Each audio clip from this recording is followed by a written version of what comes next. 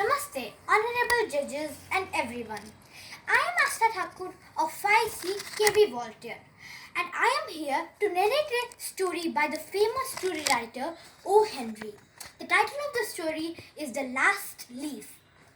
At the top of a squatty, three-story brick, Sue and Johnsy had their studio.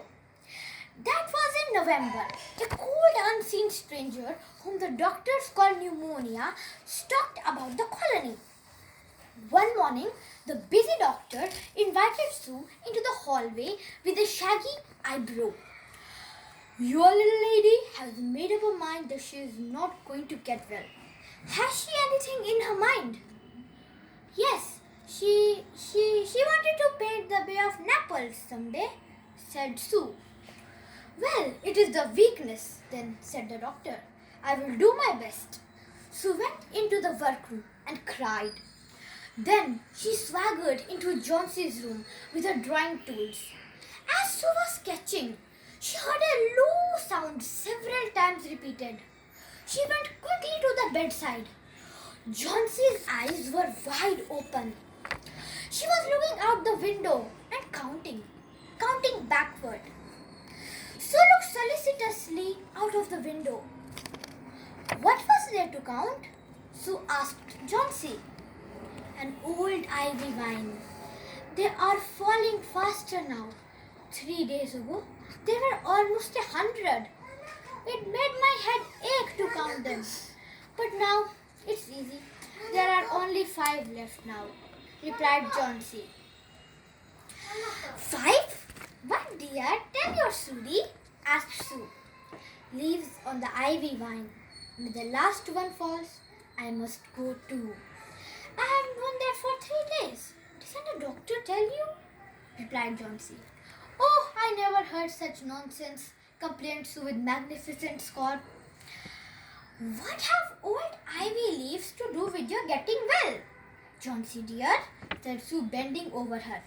Will you promise me to keep your eyes closed and not look out of the window until I'm done working? Okay, said Johnsy, closing her eyes. Tell me as soon as you have finished, because I want to see the last one fall. Try to sleep, said Sue. I must call Bearman up. Don't try to move until I come back. Old Bearman was a painter who lived on the ground floor beneath them. Johnsy was sleeping when they went upstairs. Bearman, in his old blue shirt, took his seat and began to paint. When Sue awoke the next morning, she found Johnsy with dull, wide-open eyes staring at the drawn green shade. Pull it up. I want to see, said Johnsy. Verily, Sue obeyed. It is the last one, said Johnsy. I thought it would surely fall during the night. I heard the wind. It will fall today and I shall die at the same time. Johnsy lay for a long time looking at it, and she called Sue, who was stirring chicken broth over the gas stove. I have been a bad girl, Sudie, said Johnsy. Something has made that last leaf stay there to show me how wicked I was. It is a sin to want to die, she said. Sudie, someday I hope to paint the Bay of Naples.